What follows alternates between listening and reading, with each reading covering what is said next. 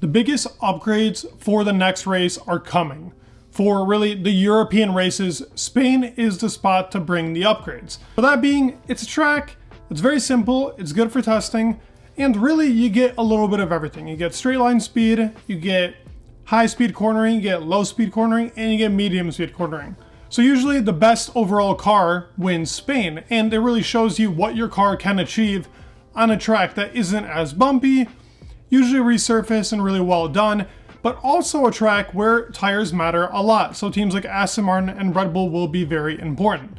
But there are 3 teams that are bringing 3 really huge upgrades. I'll sprinkle in a couple of other teams like Alfa Romeo, for example, and the AlphaTauri team that are actually trying to bring upgrades as well towards the end. But the biggest teams that are bringing them are Aston Martin, Mercedes, who have just recently brought upgrades, and Ferrari, who are bringing in very, very big upgrades. I mean, all 3 of these teams are, and I have some info on what these upgrades can be and what they are trying to achieve with them. The first team I want to talk about is Aston Martin.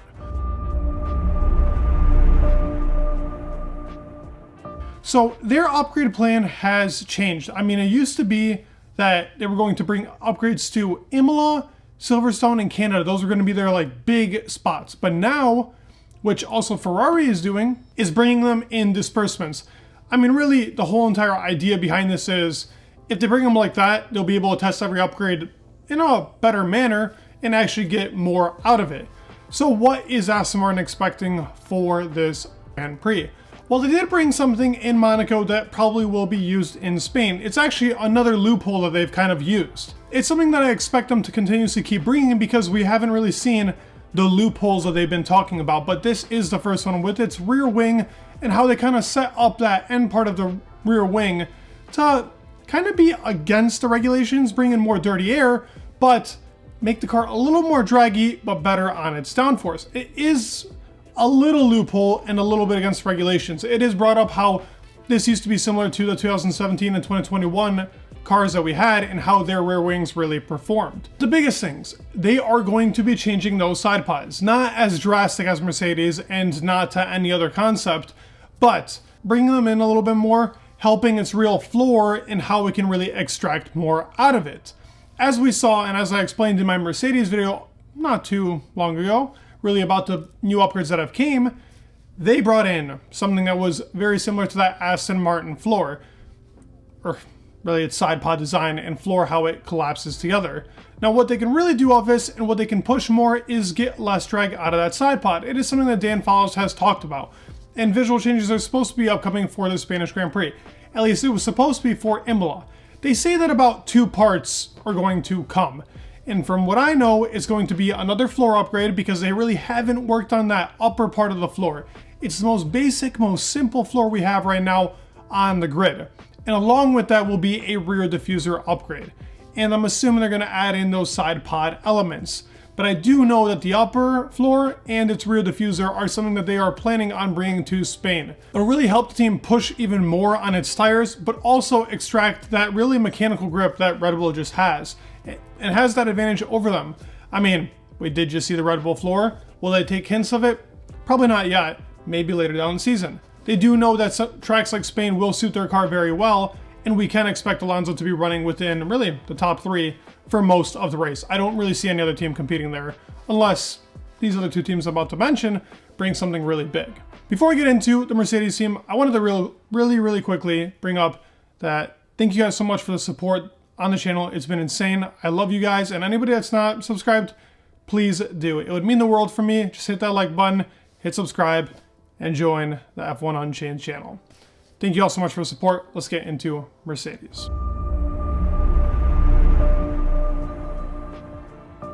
All right, talking about Mercedes, they just brought big B-Spec upgrades, so they're not going to be bringing some insane package that's going to completely change the car yet again. They need to test these upgrades, they need to see what it needs to do, but there are other parts that weren't able to really come to this Monaco Grand Prix that are supposed to be added onto this car. Now, what are these parts? These parts have to do really with its front side of the car, making it work in unison with what they have going really now with their floor and the way that they've worked on that upper floor, lower floor, and its side pod design. The actual front wing actually has to be worked on a bit. Will it probably be a whole front wing upgrade? I won't expect that. I honestly don't think they're going to be bringing anything huge here, but it should be a way to enhance their performance. The biggest thing that they're bringing, and I think it will be coming to Spain, is their rear wing. It's where they really lack the most. Their DRS efficiency is poor. They really haven't been able to extract much out of that rear wing, and it's been working honestly terribly with the car since really we've had it in the season. They brought a new rear wing in Saudi Arabia right after the Bahrain Grand Prix. Actually, sorry, it was in Australia that they brought that rear wing. And it really hasn't performed to its expectation. And now that the car has a different type of airflow, I don't expect the same rear wing to be latched onto it. Now, the Monaco Grand Prix, I would say, was a very well done Grand Prix for Mercedes. Now, do I think that it's something that we can really go off for their performance? Absolutely not. When we see how they perform on Friday, Saturday, and Sunday of this weekend, it will be, I think, a miles difference, and plus we will see the actual performance out of this B-spec Mercedes car. Other than that though, we don't really know what is going to come with this car. We knew what was coming with the no side pod design, but now there is new things that are being innovated for the car, and James Allison's direction is going to be different as to how they approach this car. I just know that the rear wing and front wing aren't working right now in unison, and that is where they're finding a lot of their drag. Because drag is still a current problem with the Mercedes car, and obviously the less drag the better. Now, how their floor will work here will be important for how they really go about the whole entire year, and Toto Wolff has obviously confirmed that in 2024 they're bringing a completely new chassis for this car. I would also assume, this is later down the road, that side pod design will be brought up a lot more towards its real frontal area. It's right now really behind and it kind of looks odd on the car. Does the car look a lot better? Completely. But it is still odd, and it's not something I think the team wants to go for going really later down the road. If they were able to change the chassis, we would see a lot more details into really that engine cover and side pod in between that area. There would be more details, but now that they can't really change that, it'll be parts that they need to add on and really directionally add that airflow. And last team, and I think the biggest team bringing upgrades here into Spain, is Ferrari. So I have a rundown on their upgrade plan and what these upgrades will entail. Well, first of all, the upgrade plan. The upgrade plan now for Ferrari is to bring upgrades to literally almost every single race on the calendar this season. Now, these are quotes by Frederick Vasseur himself, and I guess the expectation of this is to see how much further they can take this SF23. It has been what I think a pretty poor car this year. Honestly, the expectation for them was to compete with Red Bull, to be just as strong. They really abandoned their 2023 design after the French Grand Prix to keep going with the car. And what has it done? It's performed very poorly.